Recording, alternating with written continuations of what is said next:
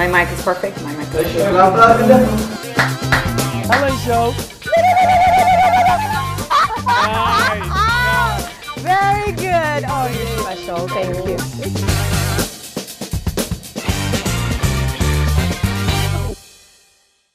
ሰላም ተመልካቾቻችን እንግዲህ እንዳለፈው ሳምንት እንደነገርኳችሁ ያለሁት አሁንም ኒውዮርክ ሲቲ ውስጥ ነው። አሁን ደግሞ ያለንበት አካባቢ ቸልሲ ይባላል።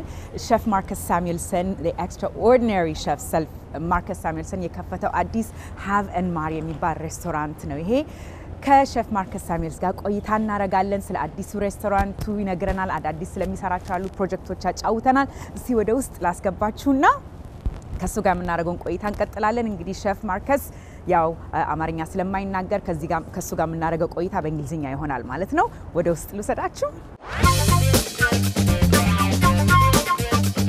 All right everybody, I'm here with Chef Extraordinaire Marcus Samuelson, restaurateur, author, philanthropist, podcaster, TV, the whole 9 yards. How are you, Helen? I'm doing well. It's good to be here. Thank you for having me. I'm excited to be at your new restaurant, Have and Mar.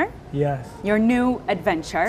Very excited to be here. Absolutely. I'm so excited that you came to Have and Mar because it was important for me to put both my Swedish side but also my Ethiopian side to the world, right? This restaurant will be Googled X amount of time. Yeah, of course. And now there's two words in the American sort of lingo and the worldwide lingo that people have to be, with curiosity, study what is Swedish, what Hav means ocean, and of course, as you know, Mar means honey, right? And it puts these places that are so connected to me, the three places actually, Ethiopia, Sweden, and New York City, all in one.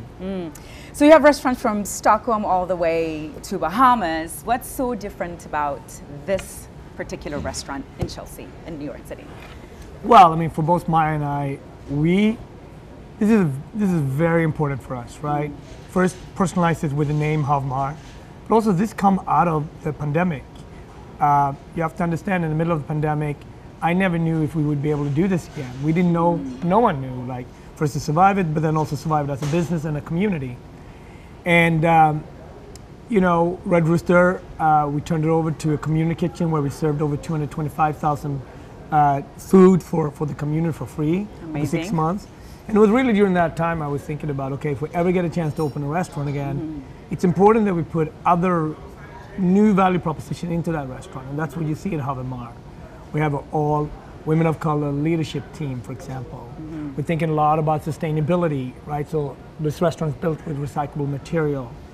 We're really looking for BIPOC winemakers and farmers to support them. It's very expensive to own the land and produce wine. So how can we extend this to black and brown winemakers, black and brown farmers? So there's a lot of different value propositions that we think about it.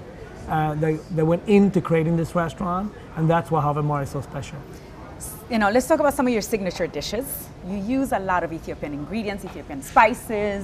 So if you want to give us an example of like what's like one of the dishes that you used a lot of Ethiopian ingredients. Yeah, I mean, Have Mar really means something, right? So if you go to the Hav side, so we're using Scandinavian ingredients, but you go to the Mar side, it's all about Ethiopia.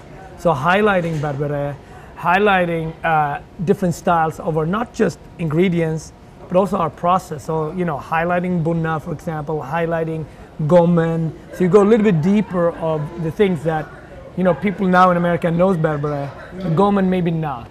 Yeah, that's people true. know teff and injera, but not teff outside just using injera. We're using teff in one of our really great biscuits, for example, right? We have a dish called Swediopian where you're really marrying Swedish techniques of cooking. That's a name. Yeah, with Ethiopian ingredients, right? So for me, it's acknowledging your privilege, knowing, anticipating people's going to search and taking people on a journey. And we're so used to, for people, food always is around a European narrative from France or Italy. And, you know, that's great, but that's not my background. And I'm so proud about my heritage from Ethiopia, and I'm proud about my Scandinavian upbringing, and I'm proud about in New Yorkers. For me, it's about, with this platform, highlighting these ingredients, opening up, and These are all commodities that we can sell all over the world, just like we've learned about other commodities, right? Right. So hopefully it's also going to benefit entrepreneurs in the Ethiopian hemisphere. Right. So Ethiopian food in general, when we talk about Ethiopian food, we're very consistent. We're very protective of maintaining authenticity. And when it has to, if it's kitfo, it has to be this way. If it's tips, it has to be this way. Or if it's dorowet, it has to be this way. But you're a chef, you're a very creative chef. I want to, you know, like I'm hoping like in the future we see from these young Ethiopian chefs, like how can we creatively use these staples in a way that is new, that is fresh, that is fusion, because the world is just very mixed right now. And so, but you do a lot of that. And you know, you cook, you do Marcus, Dorowet Marcus's way. And people might say, oh my God, how could he put this in this Dorowet? Or how could he do this in Kitfo? What are your thoughts about that? How could, you know, we diversify the way we look at our authentically Ethiopian foods as a chef? But they're both important, right? You know, Ethiopia is a country of over 110 million people, plus the diaspora as well, right? So I think eating based on a spiritual compass, based on tradition, is very important. It's the root of who we are, especially around the great holidays, and how we fast. So, you know, that's been going on for thousands of years. I respect that. It's you know, how we make kitfo and how we make ebe and all our traditions should always be preserved. But this is dining in New York City, where you take people on a journey. Like there is a difference between eating at home, eating at a traditional restaurant, and dining. Just like there's a difference in traditional music and hip hop, for example, right? So we are in the artistic part of Manhattan, which is, you know, rooted in Chelsea. We are presenting this, our vocabulary, our language, and our love letter to Ethiopia, to our love letter to Scandinavia, our love letter to New York City. And here's our almost like movie, come with us on this journey. And now you're dining. There's a big difference between dining and eating, and definitely a big difference between eating at home and dining. And also, you know, Ethiopia is a very, it's a country with a lot of a young population. And when I meet Ethiopian chefs all over the world, they're super proud of their heritage. Of course. But they also want to evolve new dishes. So, you know, when you work someone like Fariel, for example, she's super proud of her heritage, but she also wants to present something new here in New York City, right? And majority of our chefs are not Ethiopian, majority of customers are not. But it's like there is a thin line between saying I'm proud, but I also want to introduce the world to something different. I want to experience something new, something different. Yeah. Speaking of New York City, you live in Harlem. Your signature restaurant, Red Rooster, is in Harlem. Such an iconic neighborhood. It's so quintessentially African-American historical place. Yes. So what made Harlem special for you? How, you know, why did you choose Harlem to live and to open your restaurant? Well, Helen, I think as a black person searching for your identity, also going into my adoption, you search for your identity. It's always this back and forth between, you know, my Ethiopian heritage and my Scandinavian upbringing. America is everywhere. Black culture, American culture is everywhere. So when I came to New York, Harlem was actually the place I probably knew the most. I've seen it in Spike Lee's movies, I've read about it, I've watched Apollo. I knew so much about African American history and culture. So for me, it was natural to live there, you know. And the community there made me feel at home, truly at home, you know. And I lived in Midtown. I didn't know my neighbors, and I was searching for something else in this big city. You know, we all come to New York for very different things. I wanted a community, and being in Harlem, where the majority of the population is African American, but also mixed. But it's like I wanted to be there and learn more. And after a while, my mom was actually once told me, "Why is all your experience so expensive? Why don't you open a neighborhood restaurant?"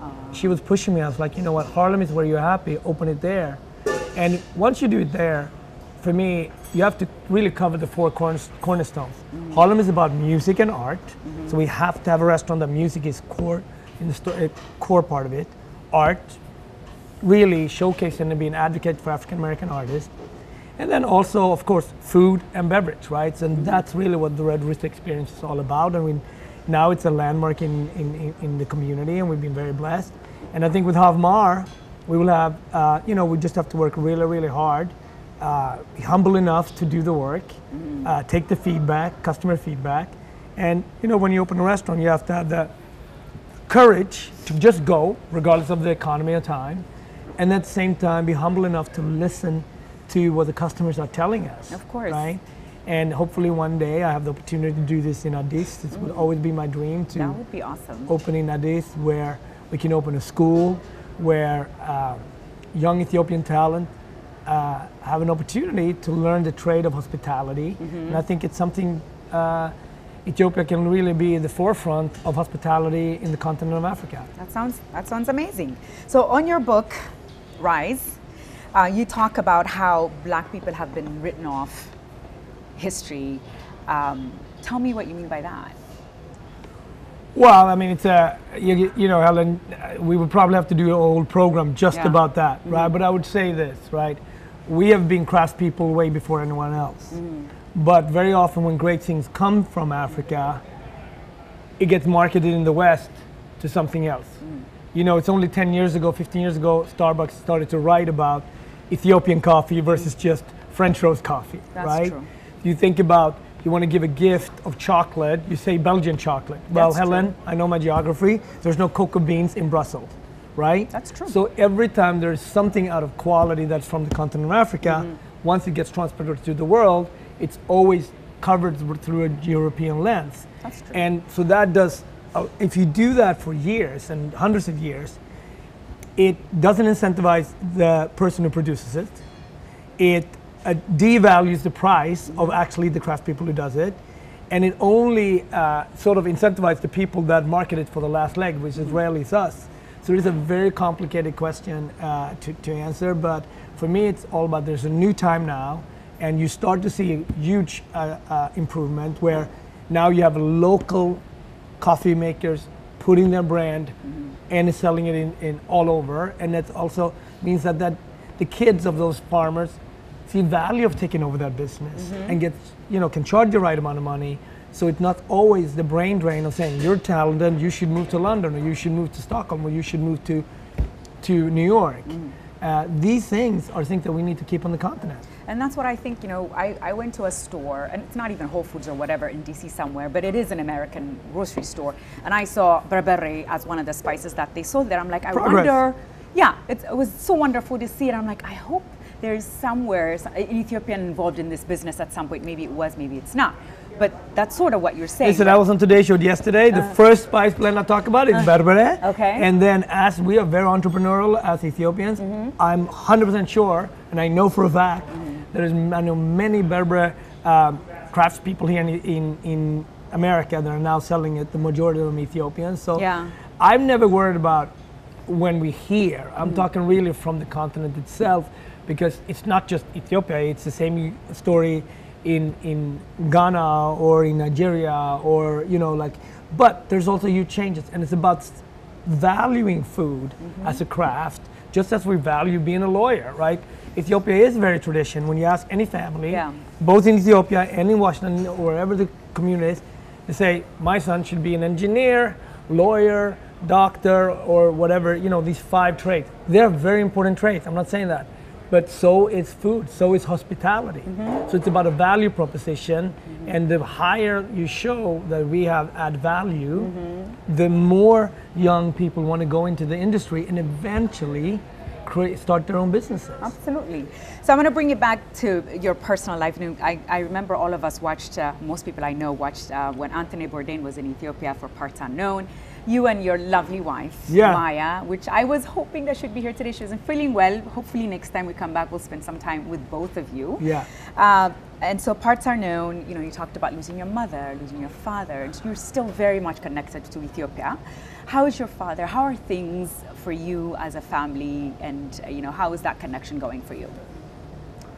Well, I mean, Maya's family is in Ethiopia. I have family in Ethiopia, and I will always be connected. It's always the place. Even to this place, right? I was born in a hut, so this wall is really to remind that. You know what I mean? I will never go away, and I will never shy away from it. Every time I bring Zion to Ethiopia, we go to that hut because it's a place of starting point for us as a family. You know what I mean? even driving to Abragodena, you feel something special when you come off the road and you come to the community, and it's a place where it started for me, you know. And it was a very special moment to be able to bring CNN and Anthony Bourdain there, rest in peace. Yeah. And you know, with Maya and Maya's family also, we always connected to Ethiopia because I know we do a lot of work there. Yeah. Absolutely. So, you know, adoption is complicated. I was adopted a long time ago, and you know, but I feel blessed that I had the chance to meet my Ethiopian father for many, many years before he passed away. I had the chance to have two great parents in Sweden that loved me. I always felt loved, and I've had great parents that were in front of me, next to me, and behind me, and whatever space in life you need that guidance, just like you and your family. Absolutely. And you know, Ethiopia will always be part of me. It's something that, and I love bringing Ethiopian traditions and talking about Ethiopia to the world, because it's a country that is so special and so unique, and it's just something that I feel very, very passionate about. That's wonderful. You're such a great ambassador. All right, so we're going to take a quick break. We're going to come back, we're going to continue our conversation, and we're going to also bring one of your team members, hopefully, Chef Freyat, and we'll continue. We'll be back. All right, we're back. Continuing our conversation with Chef Marco Samuelsson at Haven Mar, his brand new restaurant in Chelsea, New York City. We're joined by Chef de Cuisine at Haven Mar, Chef Freyat. Hello. Happy to have you. Thank you. It's such an exciting thing for me to walk into a restaurant of this caliber, and you walk in, and the leadership, chef, is a very diverse group of women, immigrants at that. At this level is so impressive. So kudos to you for being able to do what you do at this level. So let me start first. You know, how did you meet with Chef, or how was this relationship? How did it go? Where did it start? I'm going to get your perspective, and I want to ask Chef Freyat yours as well. Well, Freyat and I met maybe like, I want to say 10 years ago in New York, in Harlem. She came with her two very talented friends as well. They're also chefs. And one of them particularly, Michael, is somebody that I've mentored and worked a lot with. And once I realized I wanted to do Haven Mar, in my head, I knew that I wanted to be an advocate and assist a new group of leadership, and I wanted to focus on Black women as chefs and leaders in hospitality. And I was really searching, and it's the middle of the pandemic, and eventually I called Michael. Michael was in Lagos, and I said, where is she? I remember I met her with you. She's like, you have to call Freyat. I said, give me her number. Where is she? So in the middle of the pandemic, what's up, Freyat, in Addis. I was in Ethiopia at the time. Yeah. Okay. So we met very early on in my career. I've been cooking for about 12 years. So 10 years ago, we met at Red Rooster. And then, you know, I quickly, I'm very blessed, I climbed up the ladder. And I'd been spearheading my own kitchen for a few years and burnt out just as quickly as I managed to climb up the ladder. And, you know, it was mostly because of having to defend my Black body in white spaces. So I decided to step away from the kitchen. So during the pandemic, I left. I was in Ethiopia for 6 months, and I got a call from Marcus, and he said, let's open a restaurant.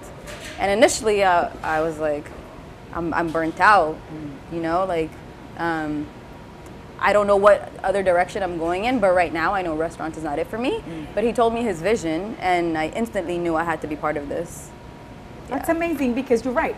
When we think about executive chefs in restaurants and hotels in many places, you know, the first thing that you think in mind is white, middle-aged, or, you know, even younger white men, primarily in those spaces. You don't really think, and I don't know, you said 10 years ago, you look like you were 12 10 years ago. To me, I look at you. But, you know, like you said, you've worked your way up over the years.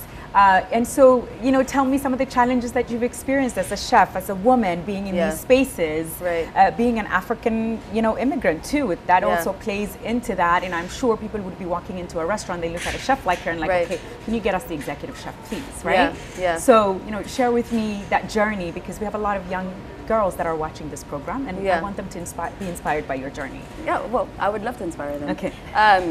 For me, I was quite oblivious to this whole thing until I came into a kitchen, and I started in culinary school. I remember we had a chef that was doing a demo for making caramel, and out of an auditorium of 200 students, he called me to the front of the class and he said, "Do you mind if I use you for a demonstration?" And I'm thinking maybe I'm going to stir the pot or something. Like, yeah, for sure. What do you need? And he goes, "This is how far you want to take the caramel." And he raises my hand and he shows them the color of my skin. And immediately I look out and I realize I'm the only black person in this entire space right now. And from that moment on, it became very apparent to me. Like, I was always conscious that I'm the only black person here. And I knew it had to be a thing where, like, I had to carry myself a certain way, because it was always a conversation everywhere I went. And even in the kitchen. So it goes beyond just the, you know, people walking in and assuming that I'm not the chef, I'm not the supervisor. You know, the first thing out of people's mouths is, "Hey, I need a signature, can I get your boss?" I'm actually the person who signs everything, so I'm right here. It's also the team that I'm leading. You know, if the chef is a white man and he's asking you, he's giving directions, it's "Yes, chef." If I'm giving directions, it's "Can you show me?" Because they want to make sure that I can do it. So it's, you know, having to work twice as hard as to why I've earned my space here. And one of the beautiful gifts that Marcus has given me is I don't have to defend myself anymore. He said, "You're here for a reason." You're here because you're good. I'm here because I'm good. You proved yourself, and I don't have to defend myself anymore. And that's a huge gift, because when you take all the stress away, you're just focusing on your craft. And that's all I do now. I just focus on my craft. All that noise is gone now. Right. Yeah. So I guess, you know, let's bring it back to Have and Mar. Social impact is a big part of what you do, Marcus. So talk to me about, you know, what you learned about yourself. I guess once we, especially post-COVID, because we've changed, you know, as a country, as people, as even just around the world, because COVID impacted everywhere. And we no longer look at things the same way. We don't no longer look at community the same way. Tell me about, you know, what social impact means to you now, even in the space of Have and Mar as you open this. And I would love to hear your both perspective, but Marcus, from you, let's start that. I was born and had tuberculosis very early and was supposed to die.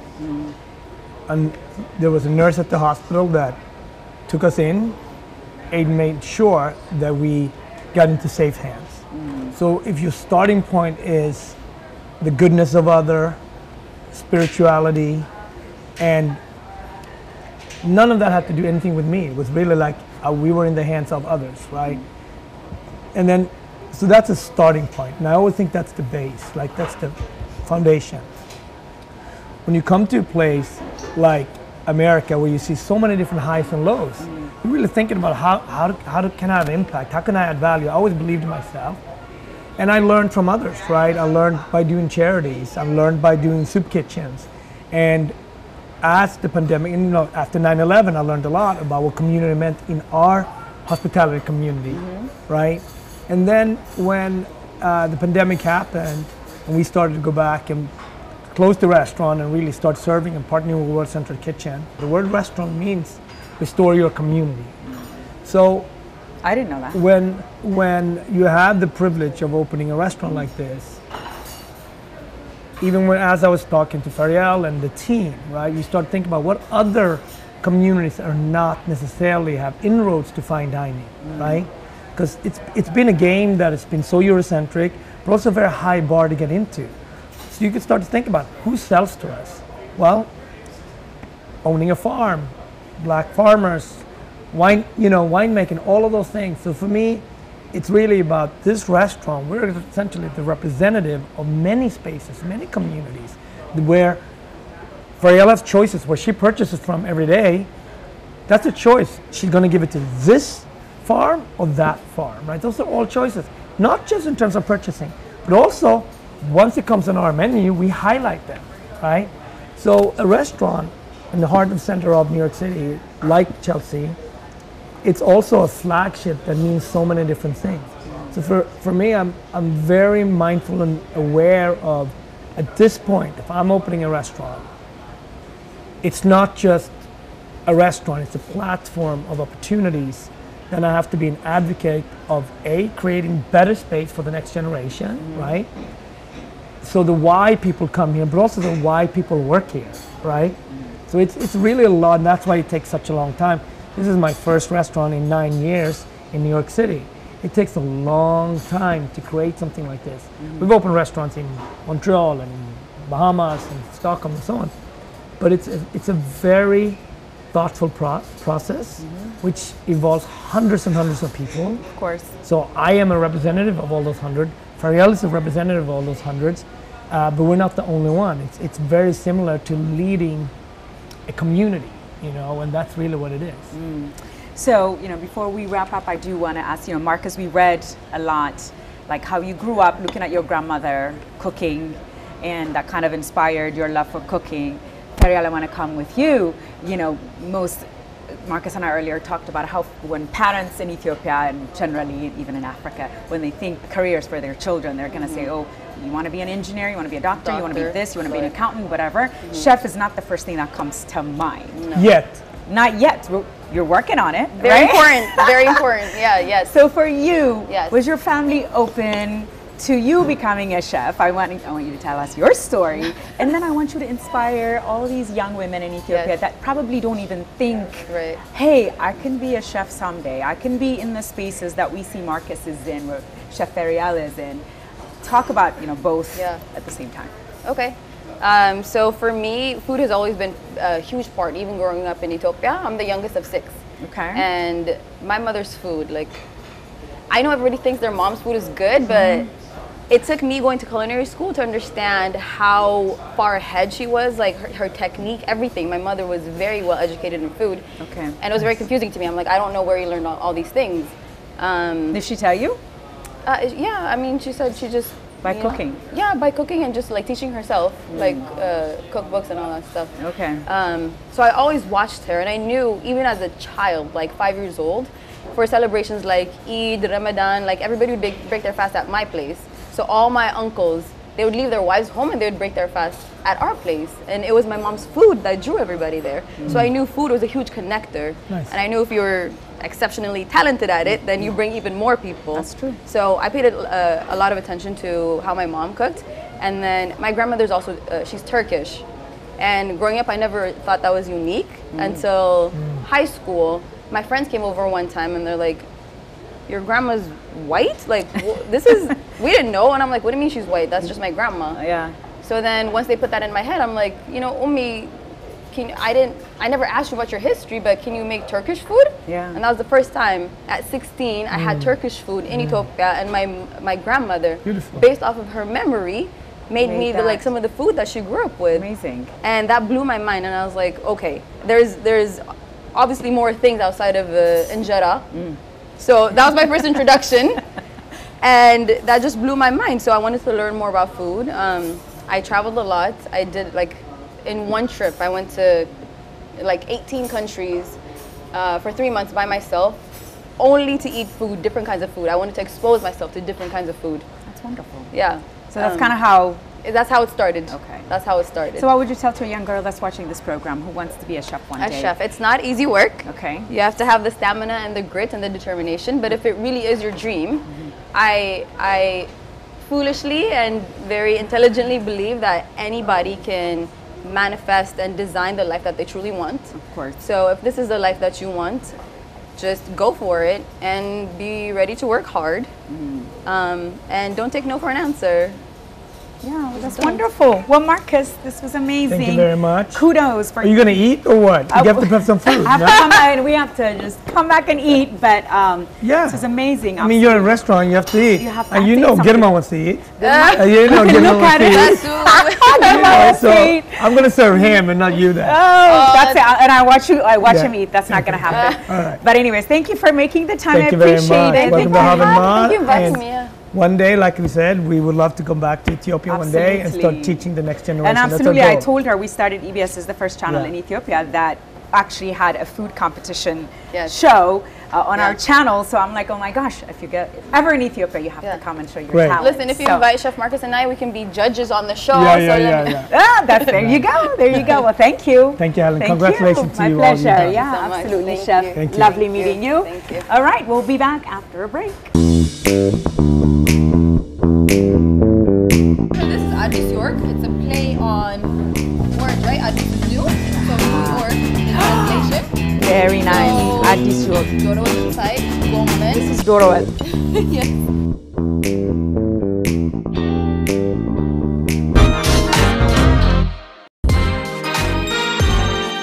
ሰላም ተመልካቾቻችን ከረፍት ቆይታችን ተመልሰናል። እንግዲህ በኒውዮርክ የምናደርገው ቆይታ እየቀጠለ ነው። አሁን ደግሞ ያለነው the African Center የሚባል ቦታ ነው።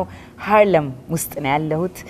የጋበዝኩላችሁ እንግዲህ the ultimate New Yorker live and invest ታዲያስ magazine እንዴነ Thank you Helen, welcome to New York. Absolutely. And እንኳን Thanksgiving holiday abro aderesen. Amen. መቼስ የሚገርም I love New York በጣም ደስ የሚል ቆይታ ያሳለፍን ነው እዚህ ከተማ እንዳልኩት አንተ you're an ultimate New Yorker ማአት አመት እዚህ ሀገር ኖረሃል ታዲያስ magazine አሁን ኦንላይን ነው but for many years was also የፕሪንትም ነበረ ኦንላይን magazine ነበረ anything and everything about the የኢትዮጵያ diaspora እዚህ ውጭ ሀገር ያለው who's doing what ምን እየተደረገ ነው ማን ነው ምን ፕሮጀክት አዲስ አለ ፕሮፋይል አለ ማአት አይነት ኢንፎርሜሽን ለህብረተሰብ ታቀርባለ for 20 years እኔ ራሴ I was a reader for many years እና እንኳን ደስ አለ ለ20ኛው አመት Thank you አመሰግናለሁ በመድረስ ደስ የሚል ነው ደስ የሚል accomplishment በጣም and you know for ለ20 አመት it was ለኔ was a labor of love you know የፍቅር ስራ ነው ታዲያስ magazine you know አሁን ያለነው እዚህ Africa Center no there is an art exhibition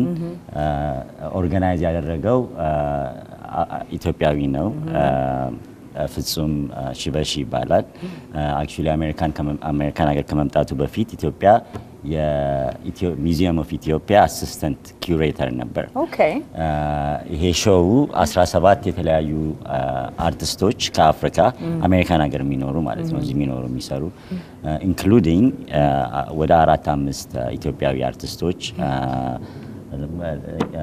ታሪኩ ሽፈራው is a young dynamic artist from here ህሊና መታፈሪያ ሴት ናት በጣም also amazing and አማረ የተለያዩ አርቲስቶች አሉ so this is you know what ታዲያስ magazine does right we cover artists we cover Ethiopians ኢትዮጵያኖች በጣም የተለያዩ ስራ የሚሰሩ ሰዎች and New York is the perfect place for that because እዚህ ያለነው ኢትዮጵያኖች በጣም ዳይቨርስ ነን ልክ እንደ ኢትዮጵያ ኒውዮርክ also እንደምታውቂው የግሎባል ካልቸራል center no but it's also very diverse city you know in Queens alone ከ600 በላይ ቋንቋዎች ነው I mean ሰው የሚናገር so you know just dynamic የሆነ በጣም ዳይናሚክ የሆነ ሲቲ እስቲ አንተን ተዋወቀ እንግዲህ what's your background journalist ስለነበርክ ነው ማጋዚኑን የጀመርከው ትንሽ ሊበንን እንተዋወቀው ብንል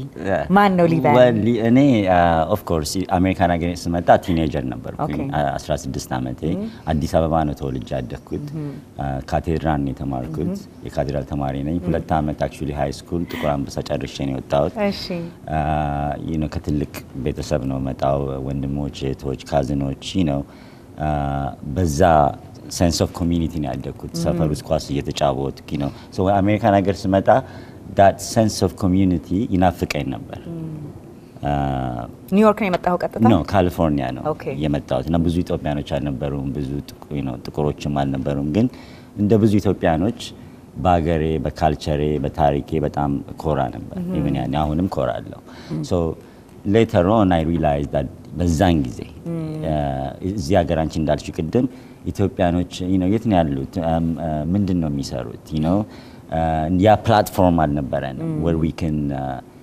ከራሳችን የምንማርበት inspire each other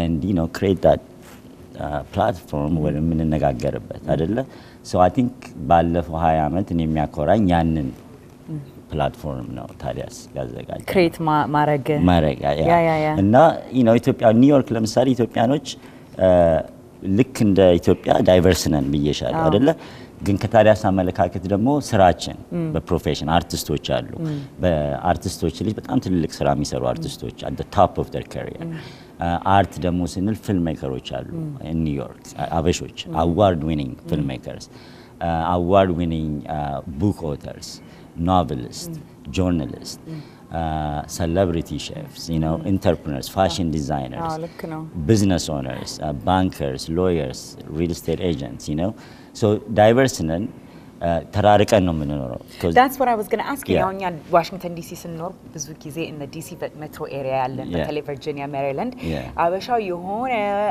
የሆነ sense of culture አለ ምክንያቱም ብዙ ስለሆነን የሬስቶራንቱን ብዛት አለ የሱቁን ብዛት አለ አበሻ ልክ አዲስ አበባ ያለህ ነው የሚመስል በተለይ የሆነ ቦታ ስትሄድ ጭራሽ አሜሪካን ሀገር ያለህም አይመስልም ኒውዮርክ is very different እስቲ ንገረን አበሻ የኒውዮርክ አበሻ what's their essence እንዴት ናቸው as I told you so diverse ነን ተራርቀን ነው የምንኖረው but at the same time ደግሞ የሚያገናኙን ነገሮች አሉ religious ቸርች አሉ ሞስኮች አሉ but at the same time art events on እንደዚህ gatherings or concerts ለምሳሌ some of the biggest names in Ethiopia young እስከ old like ከቴዲ አፍሮ እስከ መሐሙድ አህመድ Alamayo Shete Nafsuni Maro, legend.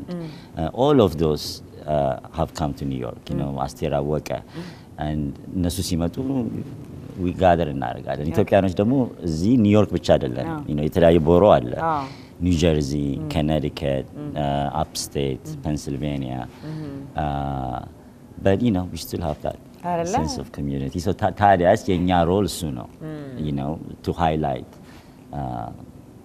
የኛን ኮሚዩኒቲ ልክ ነው ሶ አሁን እንግዲህ እንዳልከው for ለ20 አመት ያህል ይሄንን ማጋዚን ስትሰራ ቆይተሃል ፓንደሚኩ ከመጣ በኋላ ኮቪድ ሁሉን ነገር ነው የቀየረው አይደለ የእናንተስ በኩል እንዴት ነበር the impact of covid እንዳውም ሳነብ back in May you were taking a break ኮቪዱ ከመጣ በኋላ for a little while ትንሽ እረፍት ወስዳለው ብለጽፈህ ነበር ፐብሊሽ አድርገህ ነበር good for him ነው ያልኩት ምክንያቱም ያስፈልጋል እንዲህ አይነት ነገሮች በተለይ እንዲህ አይነት ትልልቅ ካታስትሮፊክ የሆኑ ነገሮች በአለም ላይ ሲመጡ ብዙ ነገር ነው የሚቀይሩት እና what was covid እንዴት ነበር covid እንደምታውቂው ብዙ በአለም ላይ ብዙ ሰው አፌክት አድርጓል በኒውዮርክ ደግሞ በጣም ታፍ ነበር ብዙ ሰው ነው but covid ብቻ ሳይሆን but the pandemic the isolation በሽታው ብቻ ሳይሆን that huge impact ነበረው society ላይ in different families I happen to be one of them actually so I needed to take a break to take care of few things አሁን ተመልሷል ኒውዮርክ እንደገና ታዲያስ is back I'm back so in between I took time to actually get now in addition የታዲያስ ስራ አስኪያጅ ብቻ ሳልሆን ሌላ ታይትል አለኝ አሁን I am now a licensed New York real estate agent. Okay. So, ቤት መግዛት መካየት ከፈለክሽ New York move ካረኩኝ አንተን ነው መደውልልህ. Exactly, yeah. Right.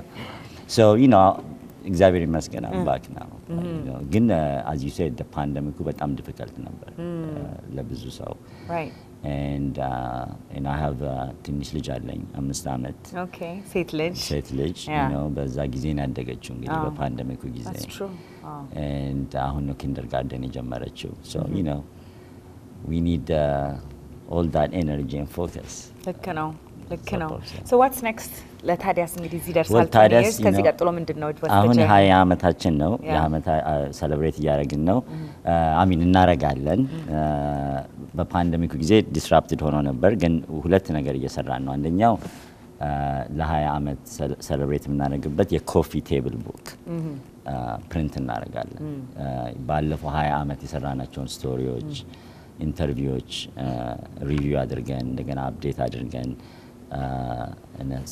ቢግ ሴሌብሬሽን ማለት እሱን ፐብሊሽ እናደርጋለን ሁለተኛ ደግሞ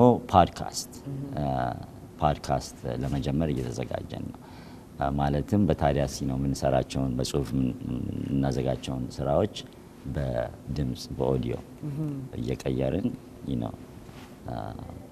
ለሰው ለማዘጋጀት that's your plan እና አሚን የታዲያስ ትልቁ ሪደርሺፕ አሜሪካን ሀገር ነው ኢትዮጵያን አሜሪካኖች ናቸው አይደለም ግን እኔ ደስ የሚለኝ አሁን ሁለተኛው ትልቁ ታዲያስ አንባቢዎች የሚመጡት ከኢትዮጵያ ነው and most of them ከዚህ የተመለሱ ሰዎች ናቸው but at the same time እዛም ያሉ ሰዎች so you know የሚቀጥለው 20 አመት ደግሞ እንደገና ሞር እሱ ለማጠናከር ነው ደስ ይላል በጣም እስቲ ቆይታችንን እንቀጥላለን ትንሽ አሁን ያለንበት ስለ አፍሪካን ሴንተር ትንሽ ብንነጋገር ደስ ይለኛል ምክንያቱም ይሄ አርት ኤግዚቢት በጣም ደስ የሚል ኤግዚቢት ነው ያለው እስቲ ረፍት ወስደን እንመለስና ከዚህ ቤት ከምትሰራ አንድ ወጣት ጋር የምናደርገው ትንሽ ቆይታ አለ ካንተም ጋር ደግሞ እንቀጥላለን ተመልካቾቻችን እንግዲህ አጠር ያለች ረፍት ወስደን እንመለሳለን ከኛ ጋር ቆዩ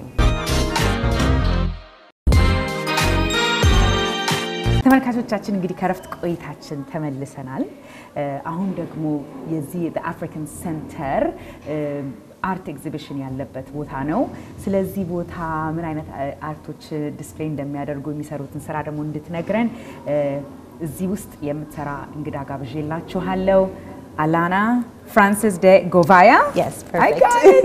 Yes. Chief Program and Experience Officer at the African Center in Harlem. Thank you so much for having us.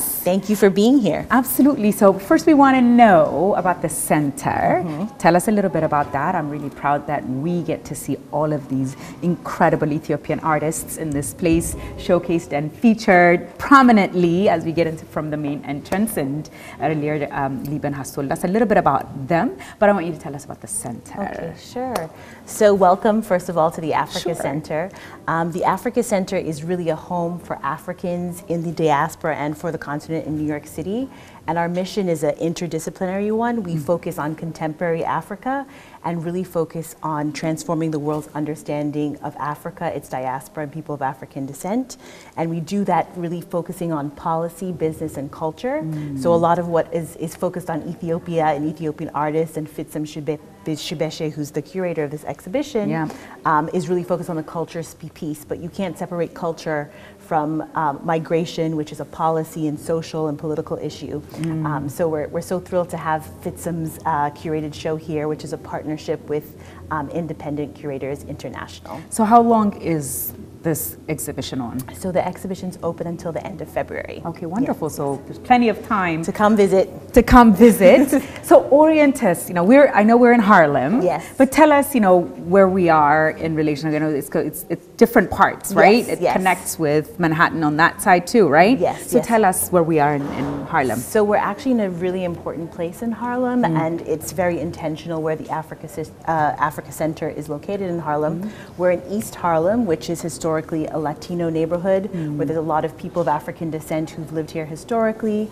You know, Harlem is a kind of the epicenter of Black culture in New York City and America, and maybe some would argue the world. It's true. And more, you know, there's more recent African immigrants. There's a whole street in Harlem called Little Senegal. Oh, nice. There's delicious African restaurants here, including a restaurant that's a part of the Africa Center called Teranga. And then we're also at the top of Museum Mile, which is 5th Avenue. We're at the corner of 5th Avenue and 110th. And 5th Avenue is really an epicenter of culture in New York City because it has very famous museums like the Met Museum, the Guggenheim, the Jewish Museum, the Museum of the City of New York, many museums on Museum Mile. So we're actually at a really important nexus for culture in New York City and for Africans in New York City as well. Is there anything you want to tell our viewers about the art exhibition? The exhibit's really important to us because this is the first place where the exhibit is being hosted in New York City, and it's really important because it's so connected to our mission at the Africa Center, which is really focused on highlighting people of African descent. And this exhibition really focuses on one of our themes of movement. It's really a diversity of Africans who have come to America, and it focuses on identity, becoming Black in America, and just the multi parts of identity when you move from the African continent to America and the different changes you go through. So it's really exciting for us to be the first place to have this exhibition. There's hopes that it's going to tour not just in the US, but also go to the African continent. Wonderful art and exhibition and telling us about African Center. So I appreciate it. Yes, yes. Thanks for making the time. No, thank you. And please come visit us. Of course. We'll welcome you back. We will. Thank you Okay. so much, Thank Alana. you. All right. ተመልካቾቻችን እንግዲህ ከረፍት ቆይታችን ስንመለስ ከሊበን ጋር ደግሞ የምናደርገውን ቆይታ እንቀጥላለን። ከኛ ጋር ቆዩ። ተመልካቾቻችን እንግዲህ ከረፍት ቆይታችን ተመልሰናል። ከሊበን ጋር የምናደርገውን ቆይታ እየቀጠልን ነው። አሁን ያለንበት ቦታ እሺ እንጀራ ያለው ወጣ ያለው የት ነው ያለነው? ይሄ ያው ቅድም ከነበርንበት ሙዚየም አጠገቡ ያለ ካፌቴሪያ ነው። የሴኔጋሊዝ ሬስቶራንት ነው፣ ተራንጋ ይባላል። ግን እዚህም የኢትዮጵያ ኢንፍሉዌንስ እንዳለ ላሳይሽ ፈልጌ ነው። ይሄ የስራ እዝራ ውቤ ይባላል። እዝራ ውቤ አርቲስቱ እዚህ ኒውዮርክ ነው የሚኖረው። ያንግ ቬሪ ታለንትድ ራይዚንግ አርቲስት በተለያየ ፓብሊክ ስፔስ ውስጥ ኒውዮርክ አርት ያዘጋጃል። እንደምታዩ ነው እንጀራ ይታይሻል እዛ ላይ ዶሮ ወጥ እዛ ጋር ሶ ይሄ ስለ ምግብ ነው እንትኑ አርቱ። ግን ይሄም የኢትዮጵያ አርት ነው ለማለት ነውና በሙሉ ቤት ውስጥ በሙሉ እስከዛ ድረስ ትልቅ ቦታ ነው። እንትኑ ግድግዳው ላይ በሙሉ የተሳለው የእዝራ ስራ ነው። ስለዚህ የኢትዮጵያ ኢንፍሉዌንስ እንደቀጠለ ማለት ነው። ኤግዛክትሊ። እንደ ኒውዮርከር ልጠይቅህ። ኦኬ። ብዙ ጊዜ እንግዲህ ሰው ኒውዮርክ ሲያስብ ኦ ማይ ጋሽ ኒውዮርክ በጣም ክራውድድ፣ በጣም ቢዚ፣ ማአት ሰው ያለበት፣ ግርግር ያለበት፣ ሁሉ ነገር በላይ የሆነ ቢልዲንጉን በጣም በላይ የሆነ በስማም ይላል አበሻ ይፈራዋል ኒውዮርክ ስትል። እኔ እንኳን እህቴም እዚህ ሀገር ነው የተማረችውና መጀመሪያ ኮሌጅ ልትሄድ ስትመጣም ላይ በእናትሽ ካልጠፋ ሀገር ኒውዮርክ እንዴት ትችዋለሽ ይባላል። you're a New Yorker, for a long time. አንተ ምን ትላለህ እንደ ኒውዮርክ እንደዚህ ለሚለው ሰው? well ኒውዮርክ እውነት ነው ቢዚ ነው፣ በጣም የተለያየ ሰው ነው። ግን ኒውዮርክ what makes New York is the people, is the New Yorkers, and of course ሰው impatient ነው፣ busy ነው, so ተቻችለን ነው የምንኖረው። ቶሎ ትቆጣላችሁ። ስንጣላም በዴሞክራቲክ ወይ ሶልቭ እናደርገዋለን። ግን ተጨቃጭቀን ታርቀን እንደገና ተጨቃጭቀን ነው የምንኖረው። that's New York, but at the same time as I told you ቅድም እንደዚህ ዳይቨርስ ብንሆንም እንረዳዳለን። ኒውዮርከሮች አግሬሲቭ ይመስላሉ እንጂ በጣም beautiful people, good people, and in general. And as whether you are from India, from Ethiopia, it doesn't matter. If you're in New York, you're a New Yorker, ዓለም ላይ እኔ I can't live outside of New York or አዲስ አበባ። በቃ ከሁለት አንዱ እንዳልከው ምን መሰለ it's quality of life። አሁን አንዳንድ ሰው አገራችን ምን ያስፈልጋል ፓርክ ምናምን ሰው መጀመሪያ ይብላ ምናምን ይላል። አይም የራሴ አመለካከት ነው፣ ሄላና አይመለከትም። በራሴ አመለካከት ሁሉም አንድ ላይ አብሮ እድገት መሄድ መቻል አለበት። ያ እንዲህ አይነት ነገሮች ሲሰሩ የሰውን ኳሊቲ ኦፍ ላይፍ ይቀይራሉ። ምን የመሰለ ፓርክ መኖር ሲቻል ሰው ልጆቹን ይዞ የሚሄድበት ቦታ ኦፕሽን መስጠት ስንችል ኳሊቲ ኦፍ ላይፍ ነው፣ ሰው ጤነኛ ነው፣ is healthy. correct and አሁን አንድ ቺ እንዳልሽው አዲስ አበባ አዳዲስ የሚከፈቱት ፓርኮች የሚተከሉት ዛፎች ምናምን it's amazing change. Exactly. So New York in a similar way, actually New York ምንድነው different የሚያደርገው ዳይናሚክ ስንል ራሱን በየጊዜ የሚያድስ የዩትፉል የወጣት ስፒሪት ያለው የማይተኛ የማይደክም ከተማ ነው አይደለ? It's always renewing, and so part of the design is part of it, so that's wonderful. Well, Liban, thank you. Thank you. ጊዜን ወስደህ ከእኛ ጋር ቆይታ አድርገህ ከተማህን ስላስተዋወቅከን በጣም ደስ ብሎኛል። Thank you, Helen. Thank you for coming. Yeah, I really appreciate it. And happy Thanksgiving. Yeah, happy Thanksgiving to you. የዛሬ ፕሮግራማችን በዚህ ላይ ያበቃል። በሚቀጥለው ሳምንት ደግሞ ሌላ በኒውዮርክ ያደረግነውን ቆይታ ይዘንላችሁ እስከምንመጣ ከእኛ ጋር ቆዩ።